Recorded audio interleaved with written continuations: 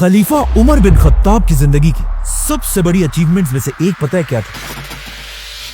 फिरौनों के मुल्क इजिप्ट को फतह करना, जो उस जमाने की दुनिया में सबसे ताकतवर और रिच इलाका था, और जिसे फतह करने के बाद पूरी खिलाफत में मुसलमान जश्न मना रहे थे। लेकिन जैसे ही मुसलमानों ने इजिप्ट को फतह किया, ये एग्जैक्ट वही टाइम था कि जब यहां से बहुत दूर मुसलमानों के जनरल और अल्लाह की तलवार खालिद बिन वलीद अपने मौत के बिस्तर पर आखिरी सांसें ले रहे थे। But wait, let's go back. इस सब से 4 साल पहले खलीफा उमर ने खालिद बिन वलीद को मुसलमानों की फौज से निकालकर उन्हें खिलाफत की हर पोस्ट से दूर रहने का हुक्म दिया था, जिसके बाद खालिद बिन वलीद आराम से सब कुछ छोड़कर अपने घर चले गए। लेकिन इस टाइम को भी उन्होंने वेस्ट नहीं किया, क्योंकि उन्हें पता था कि उनकी सारी जिंदगी इस्लाम के लिए जंगों में गुजरी है। तो अब पहली बार उन्हें टाइम मिला कि वो तलवार को छोड़कर कुरान को स्टडी करें। लेकिन अपनी ये जिंदगी में खालिद बिन वलीद सुकून से नहीं गुजार सके, क्योंकि फौज से निकलने के कुछ ही अरसे बाद एक बहुत बड़ी बीमारी ताउन की वजह से खालिद बिन वलीद के ऑलमोस्ट सारे बेटे उनकी आंखों के सामने फौत होने लगे। मतलब खालिद बिन वलीद को जिंदगी के आखिरी हिस्से में अपने सारे जवान बेटों के मरने का गम देखना पड़ा, और उनके सिर्फ 3 ही बेटे जिंदा रहे, जिनमें से एक बाद में खलीफा अली रज़ियल्लाहु अन्हु की फौज में जंगे सिफ़ीन के दौरान शहीद हो गए। खालिद बिन वलीद की वफात से पहले लोग दूर दूर से आकर उनसे आखिरी बार मिलने लगे, जिनमें से एक बहुत ही क्लोज फ्रेंड जब खालिद बिन वलीद से आकर मिले तो खालिद बिन वलीद ने उसे अपने जिस्म पर लगे जख्म दिखाए और उससे पूछा कि क्या तुम्हें मेरे जिस्म पर ऐसी कोई भी जगह नजर आ रही है जिस पर तलवार या नेज़े का कोई जख्म ना हो। उस शख्स ने हैरान होकर कहा कि वाकई आपका जिस्म तो पूरा का पूरा जख्मों से भरा हुआ है। जिस पर खालिद बिन वलीद ने अपने इस दोस्त से कहा कि क्या इन जख्मों को देखकर तुम्हें समझ नहीं आ रही कि मैंने हर जंग में शहीद होने की बहुत कोशिश की है, कि मैं तो अकेले अपने घोड़े के साथ हजारों की फौज के अंदर घुस जाता था, लेकिन फिर भी मुझे कोई ना मार सका, और आज मैं यहाँ एक बीमार ऊंट की तरह अपने बिस्तर पर शर्म के साथ मर रहा हूँ। जिस पर उनके दोस्त ने कहा कि क्या मतलब, आपको पता नहीं है जब रसूलुल्लाह सल्लल्लाहु अलैहि वसल्लम ने आपको सैफुल्लाह अल्लाह की तलवार का टाइटल दिया था, उसी वक्त ये बात क्लियर हो चुकी थी कि आपको अल्लाह की तलवार खालिद बिन वलीद को कोई भी किसी भी जंग में तोड़ नहीं सकता। ये सुनकर खालिद बिन वलीद के दिल को आखिर थोड़ा सुकून मिला और वो आराम से अपने बिस्तर पर लेट गए। और इसके कुछ ही अरसे बाद इस्लाम के तारीख के सबसे बड़े जनरल, रोमन और पर्शियन एम्पायर की ताकत को तोड़ने वाले, दमिश्क और जेरूसलम को फतह करने वाले और यमामा और यरमूक जैसी अजीम जंगें जीतने वाले अल्लाह की तलवार खालिद बिन वलीद अपने छोटे से घर में सिर्फ एक घोड़ा और कुछ तलवारें छोड़कर इस दुनिया से चले गए। May peace be upon him. Khalid bin Walid Syria की सिटी होम्स में फौत हुए थे, जहां पर आज तक उनकी खबर है। लेकिन खालिद बिन वलीद के मरने की खबर बिल्कुल एक आग की तरह पूरी खिलाफत में फैल गई, और जैसे ये खबर मदीना तक पहुंची, मदीना के हर गली से चीखने की आवाजें आने लगी, और वहां की औरतें इस अजीम जनरल की डेथ पर जोर जोर से रोने लगी। लेकिन अब मसला ये था कि हजरत उमर ने इससे पहले ही मदीना में इस बात पर पाबंदी लगाई थी कि चाहे जो भी मर जाए, कोई भी उसके लिए जोर से नहीं रोएगा। लेकिन खालिद बिन वलीद की मौत पर लोग इस पाबंदी को बिल्कुल भूल गए, और मदीना की गलियों में औरतें जोर जोर से रोने लगी। अब जब हजरत उमर तक इनकी आवाज पहुंची, वो फुल गुस्से में अपने घर से बाहर निकले और पूछा आखिर कौन है जिसके लिए ये सब रो रहे हैं। तो उन्हें बताया गया कि ये सब आपके जनरल और अल्लाह की तलवार खालिद बिन वलीद की मौत पर रो रहे हैं। ये सुनकर हजरत उमर बिल्कुल अपनी जगह पर खामोशी से खड़े रहे, और काफी देर खामोश रहने के बाद हजरत उमर ने पहली बार मदीना के लोगों को अपना ऑर्डर तोड़ने की इजाजत दी और कहा कि अगर खालिद के लिए आज कोई रो रहा है तो उसे रोने दो, बल्कि कहा जाता है कि हजरत उमर खुद भी रोए। अब हजरत उमर को इस बात का पता नहीं था कि खालिद बिन वलीद ने अपनी वफात से पहले अपना सब कुछ हजरत उमर के हवाले करने का हुक्म दिया था, कि उनके बाद हजरत उमर ही انہیں انصاف کے ساتھ ڈیوائیڈ کریں.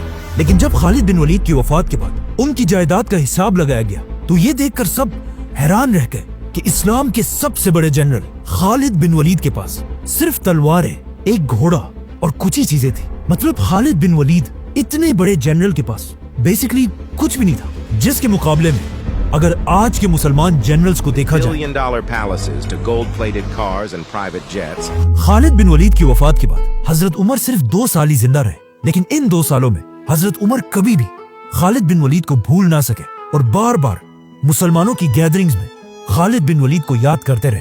یہاں تک کہ ایک دن حضرت عمر کے پاس عرب کا سب سے بڑا شاعر آیا تاکہ ان کے سامنے اپنی شاعری پیش کرے. تو حضرت عمر نے باقی ساری چیزیں چھوڑ کر اس شاعر سے صرف ایک ہی ڈیمانڈ کی کہ مجھے میرے جنرل خالد بن ولید کی بہادری پر شعر پڑھ کر سناؤ. جس کے بعد اس شاعر نے اپنے فل جوش میں خالد بن ولید کی بہادری کو سب کے سامنے پریزنٹ کیا. دیکھ جیسے ہی وہ شاعر خاموش ہوا، حضرت عمر نے اس عرب کے سب سے بڑے شاعر سے کہا کہ تمہارے سارے الفاظ نے مل کر بھی خالد کی بہادری کے ساتھ انصاف نہیں کیا. لیکن کیوں آج تک پوری دنیا خالد بن ولید کو یاد کرتی ہے؟ Khalid ibn Walid was one of the 3 greatest warriors of all time. Greatest general in the history of Islam. کیونکہ خالد بن ولید کسی چھوٹے موٹے گھر میں نہیں بلکہ مکہ کے سب سے طاقتور اور رچ فیملی بنو مخزوم میں پیدا ہوئے تھے، اور ان کے والد عرب کے سب سے رچ آدمی ولید بن مغیرہ تھے. مطلب خالد بن ولید کے والد کے پاس اتنا زیادہ پیسہ تھا کہ ان کی دولت کے بارے میں قرآن میں بھی بتایا گیا ہے، چھوڑ دو مجھے اور اس آدمی کو جسے میں نے اکیلا پیدا کیا، اسے میں نے بہت بڑی دولت دی، اس کے پاس رہنے والے بیٹے دیے اور اس کے لیے لیڈرشپ کا راستہ آسان بنا دیا.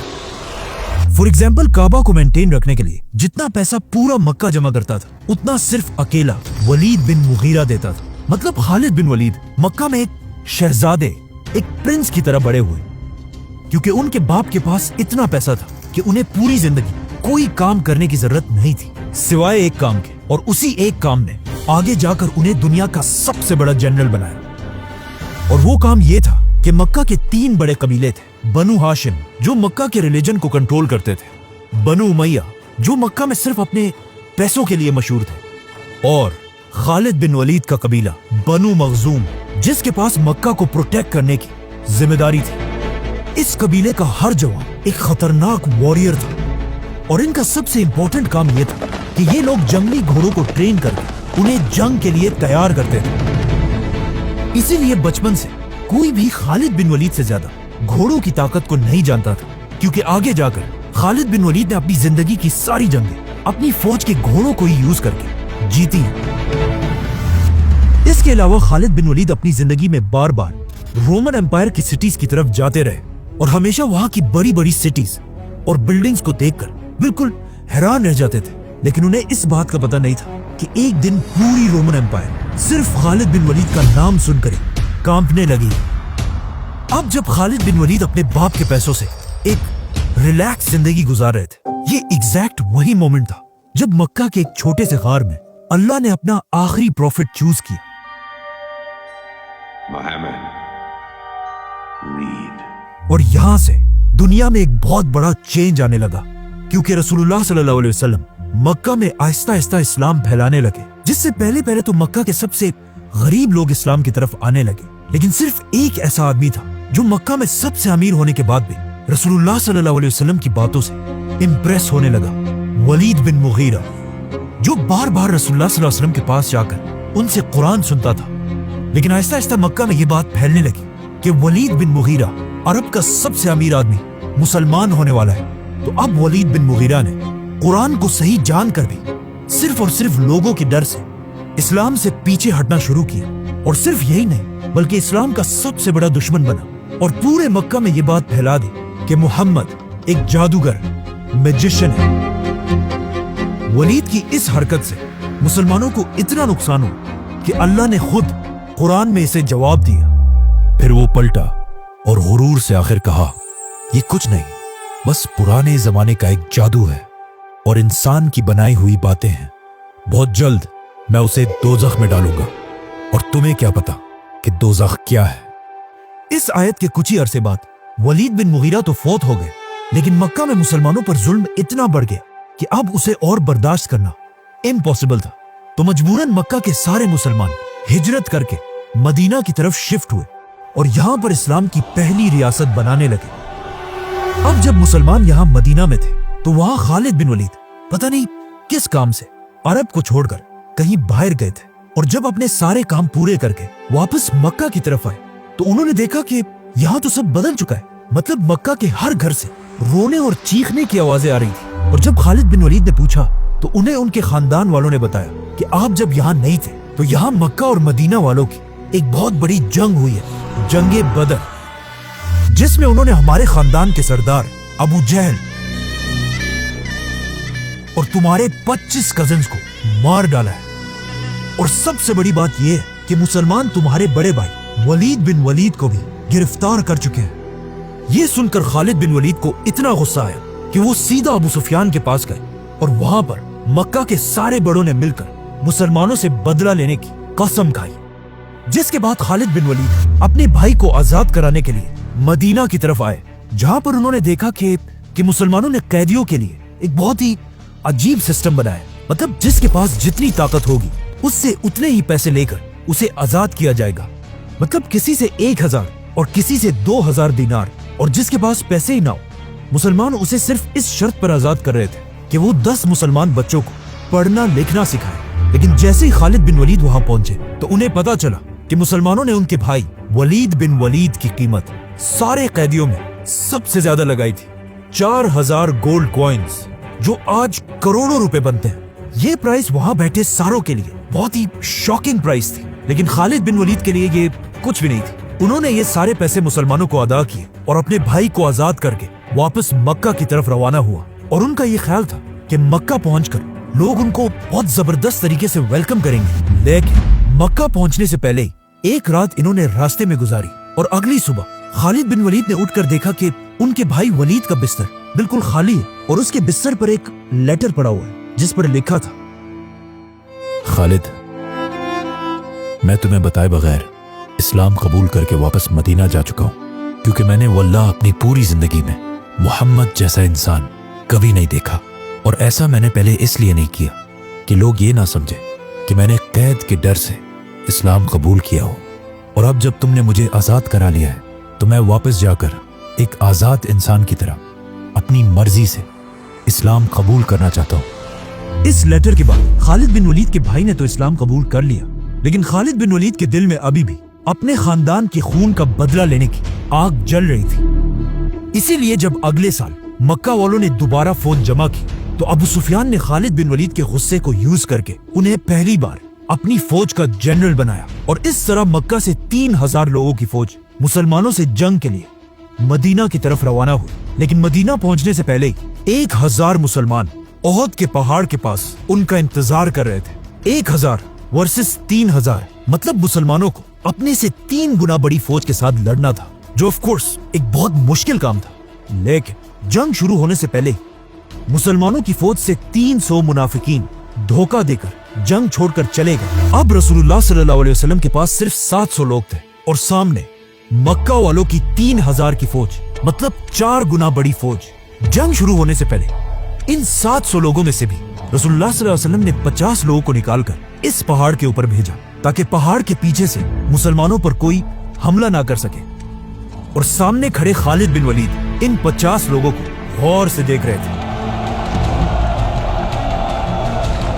आप सल्लल्लाहु अलैहि वसल्लम ने इन 50 आर्चर्स को क्लियर ऑर्डर्स दिए थे कि अगर तुम देखो कि मुसलमान जंग जीत चुके हैं, तुमने पहाड़ से नहीं उतरना, और अगर तुम देखो कि मुसलमान जंग हार गए और हारने के बाद परिंदे उनके जिस्मों का गोश्त खा रहे हैं, तब भी तुमने पहाड़ से नहीं उतरना। इसी के साथ जंगे ओहद शुरू हुई। जैसे ही जंग शुरू हुई, मुसलमानों में इतना जज्बा था कि वो आसानी से मक्का की फौज को पीछे धकेलने लगे। और कुछ ही देर के जंग के बाद ऐसे लगने लगा कि मुसलमान आसानी से ये जंग जीत जाएंगे, जिसे देखकर मक्का की फौज आहिस्ता आहिस्ता जंग से भागने लगी। इवन उनका लीडर अबू सुफियान जान बचाकर भागने लगा। भागते भागते अबू सुफियान ने खालिद बिन वलीद से कहा कि तुम क्यों अपनी जगह पर खड़े हो, जाओ और हमला करो। लेकिन खालिद बिन वलीद बिल्कुल अपनी जगह पर खड़े रहे, क्योंकि उन्हें पता था कि जब तक ये 50 आर्चर्स उस पहाड़ पर खड़े हैं ये जंग जीतना इम्पॉसिबल है। आखिर मुसलमानों की फौज मक्का वालों को जंग के मैदान से इतना दूर ले आई कि पहाड़ पर खड़े आर्चर्स को लगा कि अब तो हम जंग जीत चुके हैं। तो उनमें से बहुत सारे अपनी पोजीशन को छोड़कर पहाड़ से नीचे उतरे और दुश्मनों का छोड़ा हुआ माल जमा करने लगे। नाउ जैसे ही खालिद बिन वलीद ने इन आर्चर्स को पहाड़ से नीचे उतरते हुए देखा, उन्हें समझ आ गई कि इट्स नाउ और नेवर। इसी के साथ खालिद बिन वलीद ने अपने घोड़ों को रेडी किया और पहाड़ के पीछे से मुसलमानों पर हमला कर दिया। अब जब मुसलमान इन दोनों फौजों के दरमियान फंस गए, इससे मुसलमानों को बहुत नुकसान हुआ और बड़े बड़े सहाबा शहीद हो गए, जिनमें सबसे बड़े सहाबी थे हजरत हमजा। इस जंग में मुसलमानों और मक्का वालों दोनों को बहुत नुकसान हुआ, लेकिन ये बात सब जान गए कि खालिद बिन वलीद एक बहुत ही खतरनाक जनरल है और मक्का वालों ने भी खालिद बिन वलीद को बिल्कुल एक हीरो की तरह वेलकम किया। लेकिन अब जब खालिद बिन वलीद अपने खानदान के खून का बदला ले चुके थे, तो अब उनके पास मुसलमानों से लड़ने की कोई खास वजह थी नहीं। इसीलिए ओहद के बाद खालिद बिन वलीद खंदक की जंग में भी मौजूद थे, लेकिन उनके होते हुए भी मुसलमान वो जंग जीत गए। इस सब के बाद आखिर एक ऐसा टाइम आया जिससे खालिद बिन वलीद को भी समझ आई कि दुनिया का सबसे बड़ा स्ट्रेटेजिस्ट वो नहीं बल्कि उस वक्त उनके दुश्मन रसूलुल्लाह सल्लल्लाहु अलैहि वसल्लम है। क्योंकि एक दिन जब खालिद बिन वलीद मक्का में थे, तो अचानक मक्का में ये खबर फैली कि हजारों मुसलमान मदीना से उम्रा करने के लिए मक्का की तरफ बढ़ रहे हैं। एंड ऑफ कोर्स ये सुनते ही मक्का वालों ने अपने best general Khalid bin Waleed को मुसलमानों को रोकने के लिए भेजा। खालिद बिन वलीद अगेन अपने घुड़सवारों को लेकर फुल स्पीड मुसलमानों की तरफ पहुंचे, लेकिन वहां पहुंचकर उन्होंने देखा कि सिर्फ थोड़े मुसलमानों के सिवा यहाँ कोई नहीं है। जब उन्होंने पूछा तो उन्हें बताया गया कि आप रसूलुल्लाह सल्लल्लाहु अलैहि वसल्लम के ट्रैप में फंस चुके हैं और वो खुद बाकी मुसलमानों के साथ पहाड़ों के रास्ते से जाकर बिल्कुल मक्का के दरवाजे के बाहर खड़े हैं। नाउ ये तारीख में पहली और आखिरी दफा था कि किसी ने खालिद बिन वलीद जैसे जनरल को अपने ट्रैप में फंसाया हो। और इस वाक़े के बाद खालिद बिन वलीद रसूलुल्लाह सल्लल्लाहु अलैहि वसल्लम से अपनी दुश्मनी खत्म करके उनकी पर्सनैलिटी से इंस्पायर होने लगे। मतलब सुलह हुदैबिया के बाद खालिद बिन वलीद की सोच इस्लाम के बारे में इतनी बदल चुकी थी कि एक दिन मक्का के सारे बड़े लीडर्स के सामने खालिद बिन वलीद ने बैठकर कहा कि तुम लोगों ने जो कहना है कहो, लेकिन ऐसा हो ही नहीं सकता कि मोहम्मद जैसा ज़हीद आदमी कोई जादूगर या झूठा हो। ये एक बहुत ही अजीब बात थी और वहां बैठे सारे लोग भी ये सुनकर शॉक्ड रह गए, क्योंकि सबसे पहले आप सल्लल्लाहु अलैहि वसल्लम को एक जादूगर खुद खालिद बिन वलीद के वालिद वलीद बिन मुगीरा ने कहा था, और आज उनके मरने के बाद उनका बेटा खालिद बिन वलीद खुद अपने बाप की कही हुई सारी बातों को सबके सामने डिनाई कर रहा था। इसी तरह आहिस्ता आहिस्ता खालिद बिन वलीद इस्लाम की तरफ अट्रैक्ट होने लगे और ऊपर से उनके भाई वलीद भी बार बार मदीना से उनकी तरफ लेटर्स भेजते रहते थे और उन्हें मदीना की जबरदस्त रियासत के बारे में बताते रहते थे। यहाँ तक कि आखिर एक दिन मदीना में रसूलुल्लाह सल्लल्लाहु अलैहि वसल्लम ने खुद खालिद बिन वलीद के भाई से पूछा कि खालिद किधर है। खालिद बिन वलीद जैसे ज़हीन इंसान को अब तक इस्लाम की तरफ आ जाना चाहिए था। ये सुनते ही खालिद बिन वलीद के भाई वलीद ने फुल स्पीड भागकर अपने भाई की तरफ लेटर भेजा और लिखा कि खालिद अब तो अपनी आंखें खोलो, आप सल्लल्लाहु अलैहि वसल्लम से तुम्हारी तारीफ सुनी, तो अब और देर मत करो और इस्लाम कबूल कर लो। अपने भाई का ये लेटर पढ़कर खालिद बिन वलीद सोचने लगे कि मैंने ओहद की जंग में मुसलमानों पर कितना जुल्म किया और फिर भी आप सल्लल्लाहु अलैहि वसल्लम वो सब माफ करके मुझे इस्लाम की तरफ बुला रहे हैं। तो अब खालिद बिन वलीद मदीना की तरफ जाने की तैयारी करने लगे। तो मक्का के लीडर अबू सुफियान ने आकर खालिद से पूछा कि क्या ये सच है, तुम हमें छोड़कर मोहम्मद की तरफ जा रहे हो? तो of course Khalid bin Waleed किसी के बाप से डरते तो नहीं थे, तो उन्होंने कहा हाँ ये सच है। इस पर अबू सुफियान ने अपनी तलवार निकाली, लेकिन खालिद बिन वलीद के पावरफुल खानदान बनु मखजूम ने उन्हें बचा लिया और इस तरह खालिद बिन वलीद मक्का में सबको बताकर रसूल अल्लाह सल्लल्लाहु अलैहि वसल्लम की तरफ रवाना हुए। रास्ते में उनकी मुलाकात फ्यूचर आर्मी चीफ अमर बिन आस से हुई, जो खुद भी मक्का के लोगों से तंग आकर इस्लाम कबूल करने जा रहे थे और इस तरह इन दोनों ने मदीना जाकर इस्लाम कबूल कर लिया। लेकिन खालिद बिन वलीद के लिए इस्लाम कबूल करने के बाद भी कुरान की इन आयत को एक्सेप्ट करना बहुत मुश्किल था, जिसमें उनके बाप वलीद बिन मुगीरा को जहन्नुम में डालने की बात थी। तो खालिद बिन वलीद एक सहाबी के पास गए और उन्हें कहा मुझे मेरे बाप के बारे में आयत पढ़कर सुनाओ। और उन्हें सुनने के बाद खालिद बिन वलीद ने कहा दोबारा सुनाओ, और फिर कहा दोबारा सुनाओ, दोबारा सुनाओ। और ये आयत बार बार सुनने के बाद आखिर खालिद बिन वलीद के दिल ने इन आयत को एक्सेप्ट कर लिया और उस दिन के बाद हमेशा खालिद बिन वलीद अपने आप को खालिद बिन वलीद नहीं बल्कि अबू सुलेमान कहलाने लगे। नाउ खालिद बिन वलीद के इस्लाम कबूल करने के कुछ ही दिनों बाद रसूलुल्लाह सल्लल्लाहु अलैहि वसल्लम 3000 की फौज जमा करके पहली बार रोमन एम्पायर से लड़ाई की तैयारी कर रहे थे, जिसे जंगे मुता कहा जाता है। तो ऑफ कोर्स बिल्कुल एक नया मुसलमान होने की वजह से खालिद बिन वलीद एक आम सिपाही की तरह इस फौज में जंग के लिए रवाना हुए। रसूलुल्लाह सल्लल्लाहु अलैहि वसल्लम ने इस फौज का लीडर ज़ैद बिन हारिसा को बनाया था और ये ऑर्डर दिया था कि अगर ज़ैद बिन हारिसा शहीद हो जाए तो उसके बाद मुसलमानों का लीडर जाफर बिन अबी तालिब होगा, और अगर जाफर भी शहीद हो जाए मुसलमानों का तीसरा लीडर अब्दुल्ला बिन रवाहा होगा, और अगर ये तीनों जनरल्स शहीद हो जाए तो फिर मुसलमानों की मर्जी है खुद अपना लीडर चूज करके उसके हाथों में इस्लाम का झंडा देगा। जैसे ही मुसलमानों की 3000 की फौज रोमन एम्पायर से लड़ने के लिए पहुंची, उन्होंने देखा कि सामने रोमन एम्पायर की 2 लाख की फौज खड़ी है। अब कुछ हिस्टोरियंस कहते हैं कि ये 2 लाख नहीं बल्कि 1 लाख या उससे भी कम थे, लेकिन सब ये बात मानते हैं कि रोमन्स की फौज मुसलमानों से बहुत ज्यादा बड़ी थी। रोमन्स की इतनी बड़ी फौज देखकर कुछ मुसलमानों ने कहा कि हमें जंग नहीं लड़नी चाहिए, लेकिन मुसलमानों के तीसरे जनरल अब्दुल्ला बिन रवाहा ने कहा कि या तो हम जंग जीतेंगे और या शहीद होंगे, जंग छोड़ के जाने वाला कोई ऑप्शन नहीं। आखिर मुसलमानों ने लड़ने का फैसला किया और जंग के लिए एक ऐसी जगह चुनी जो 2 बड़े बड़े पहाड़ों के दरमियान थी, ताकि रोमन्स की फौज लंबी लाइंस ना बना सके और एक दूसरे के पीछे खड़े हो। और इसी के साथ जंग शुरू हुई। इस जंग के जनरल ज़ैद बिन हारिसा थे, जो आप सल्लल्लाहु अलैहि वसल्लम के गुलाम थे और इन्हें बचपन से आप सल्लल्लाहु अलैहि वसल्लम ने एक बेटे की तरह बड़ा किया और इनसे बहुत मोहब्बत करते थे। लेकिन जैसे ही जंगे मुता शुरू हुई, उसके कुछ ही देर बाद ज़ैद बिन हारिसा शहीद हो गए। अब यहाँ से बहुत दूर मदीना में आप सल्लल्लाहु अलैहि वसल्लम ने सारे मुसलमानों को जमा किया और उनके सामने खड़े होकर अपनी आंखों में आंसुओं के साथ कहा कि ज़ैद को शहीद कर दिया गया।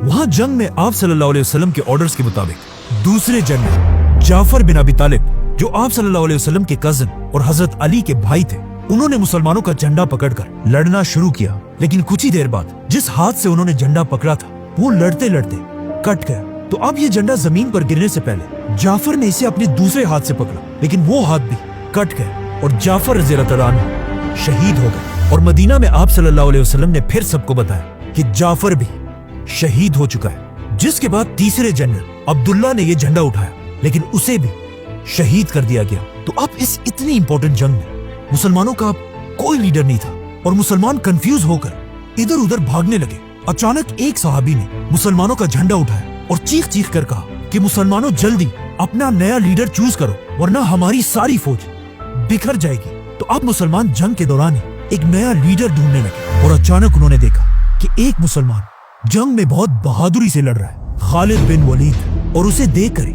मुसलमानों को जंगे ओहद की याद आई, जिसमें पूरे अरब ने खालिद बिन वलीद को एक ग्रेट जनरल माना था।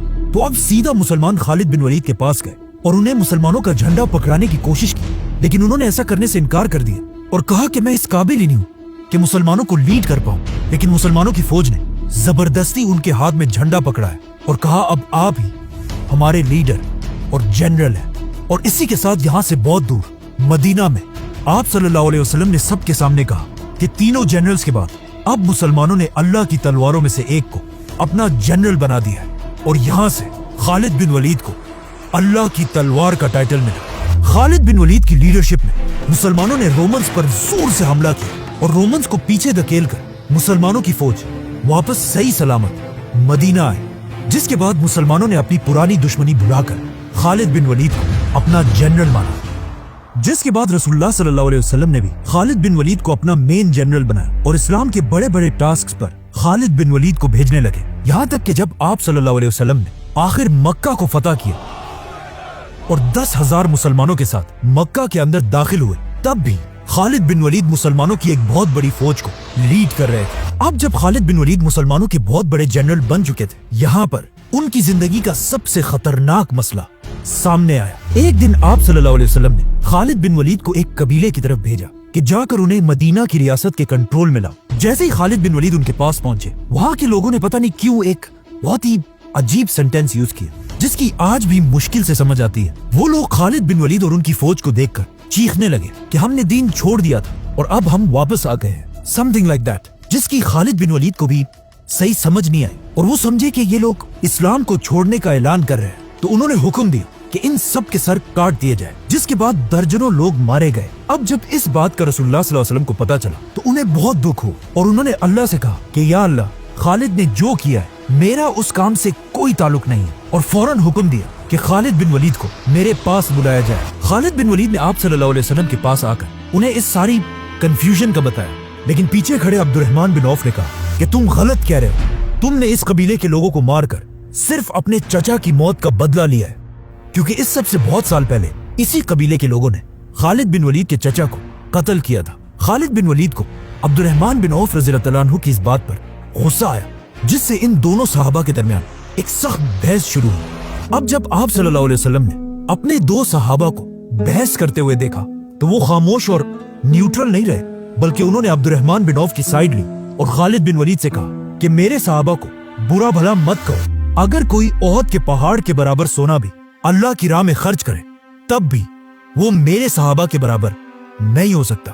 یہاں پر پوائنٹ یہ ہے کہ خالد بن ولید خود بھی ایک صحابی تھے، لیکن انہوں نے اسلام بہت دیر بعد اس وقت قبول کیا تھا جب اسلام کے پاس تھوڑی پاور آ چکی تھی۔ لیکن عبد الرحمن بن عوف نے مکہ میں اپنا سب کچھ چھوڑ کر پوری دنیا سے دشمنی لے کر سب سے پہلے لوگوں میں اسلام قبول کیا تھا۔ آپ صلی اللہ علیہ وسلم کی اس بات سے خالد بن ولید سمجھ چکے تھے کہ چاہے وہ جو بھی کر لیں، ان کی ویلیو پہلے اسلام قبول کرنے والے صحابہ سے ہمیشہ کم رہے گی۔ جس کے بعد آپ صلی اللہ علیہ وسلم نے حضرت علی رضی اللہ عنہ کو بلایا اور انہیں حکم دیا کہ اس قبیلے کے پاس جا کر انہیں مناؤ اور انہیں جو بھی تکلیف پہنچائی گئی ہے اسے انصاف کے ساتھ حل کرو، اور کوشش کرنا کہ کوئی بھی تم سے خفا نہ رہے۔ ان طریقوں سے رسول اللہ صلی اللہ علیہ وسلم نے خالد بن ولید کو سمجھایا، لیکن پھر بھی انہیں مسلمانوں کی فوج سے نکالا نہیں، اور اسلام کی اگلی جنگ حنین میں انہیں دوبارہ اپنا جنرل بنایا۔ حنین ایسی پہلی جنگ تھی جس میں آپ صلی اللہ علیہ وسلم لیڈر اور خالد بن ولید ان کے جنرل تھے۔ مسلمان 12,000 کی فوج لے کر اپنے دشمنوں کی طرف روانہ ہوئے، لیکن جیسے ہی مسلمانوں کی فوج ان دو پہاڑوں کے درمیان سے گزر رہی تھی، اچانک دونوں پہاڑوں سے مسلمانوں پر بہت سارے تیر برسنے لگے۔ دشمنوں نے مسلمانوں پر اتنے تیر برسائے کہ مسلمانوں کی فوج بالکل بکھر گئی اور وہ جنگ چھوڑ کر پیچھے ہٹنے لگے۔ 12,000 کی فوج جنگ سے پیچھے ہٹنے لگی، اور اسی جنگ میں خالد بن ولید نے خود آپ صلی اللہ علیہ وسلم سے سیکھا کہ اصل میں ایک لیڈر ہوتا کیا ہے۔ سامنے دشمنوں کی فوج نے دیکھا کہ مسلمانوں کی فوج تو پیچھے جا رہی ہے، لیکن کچھ لوگ اب بھی ایسے ہیں جو بالکل اپنی جگہ پر کھڑے ہیں، اور جب انہوں نے غور سے دیکھا تو وہ حیران رہ گئے کہ مسلمانوں کا لیڈر رسول اللہ بھی اپنی جگہ پر کھڑے ہیں۔ یہ دیکھ کر ان کی پوری فوج فل سپیڈ رسول اللہ صلی اللہ علیہ وسلم کی طرف بڑھنے لگی، لیکن آپ صلی اللہ علیہ وسلم بھی پیچھے ہٹنے کی بجائے اکیلے دشمنوں کی فوج کی طرف بڑھنے لگے اور زور زور سے کہنے لگے، میں ہوں محمد، عبداللہ کا بیٹا، اور پھر تھوڑا اور آگے بڑھ کر کہا، میں اللہ کا نبی ہوں، کوئی جھوٹا نہیں، اور میں عبد المطلب کا بیٹا ہوں۔ مسلمانوں کی فوج رسول اللہ صلی اللہ علیہ وسلم کی اس بہادری کو دیکھ کر شرمندہ ہوئی، جس کے بعد انہوں نے دشمن پر ایسا حملہ کیا کہ کچھ ہی دیر میں یہ جنگ مسلمان جیت گئے۔ اس جنگ کو دیکھ کر کلیئرلی پتا چلتا ہے کہ یس، خالد بن ولید ایک بہت بڑے جنرل تو تھے، لیکن آپ صلی اللہ علیہ وسلم کے سامنے وہ، جس کے بعد اپنی زندگی کے آخری دن تک آپ صلی اللہ علیہ وسلم نے خالد بن ولید کو مسلمانوں کی فوج کے جنرل کے پوسٹ پر رکھا، لیکن آپ صلی اللہ علیہ وسلم کے فوت ہوتے ہی عرب کے بہت سارے قبیلوں نے اسلام سے بغاوت کر دی، جن میں سے کچھ اپنے آپ کو نبی بھی کہنے لگے اور کچھ نے زکات دینے سے انکار کر دیا۔ تو اب اسلام کے پہلے خلیفہ حضرت ابوبکر کو ایک ایسے آرمی چیف کی ضرورت تھی جو پورے عرب کو اسلام کے کنٹرول میں لا سکے۔ تو انہوں نے خلیفہ بننے کے کچھ عرصے بعد خالد بن ولید کے بیسٹ فرینڈ عمر بن عاص کو اپنے پاس بلایا اور ان سے پوچھا کہ مجھے خالد کے بارے میں بتاؤ، یہ کیسا آدمی ہے؟ تو عمر بن عاص نے خلیفہ سے کہا کہ خالد جنگوں کا ماسٹر اور موت کا دوست ہے، اس میں شیر کی طرح بہادری ہے اور ایک بلی کی طرح صبر۔ یہ سنتے ہی خلیفہ ابوبکر نے خالد بن ولید کو مسلمانوں کی پوری فوج کا پہلا آرمی چیف بنایا اور انہیں حکم دیا کہ پورے عرب کو اسلام کے کنٹرول میں لاؤ۔ سبسکرائب